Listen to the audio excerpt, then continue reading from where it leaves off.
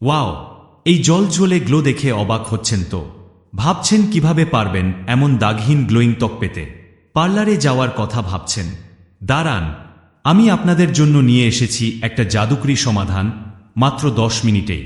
প্রথমে মুখটা ভালো করে ঠান্ডা পানি দিয়ে ধুয়ে নিন। একটা বাটিতে 1 চিমটি হলুদ গুঁড়ো নিন। এবার এতে 1 চামচ টক দই মিশিয়ে একটা পেস্ট বানিয়ে নিন। মনে রাখবেন, পেস্টটা খুব পাতলা বা খুব ঘন হবে না। এই পেস্টটা এবার মুখে এবং গলায় সমানভাবে লাগিয়ে নিন।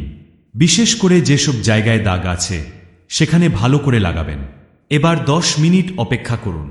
এই সময়টা আপনি আপনার প্রিয় গান শুনতে পারেন অথবা একটা ছোট বই পড়তে পারেন।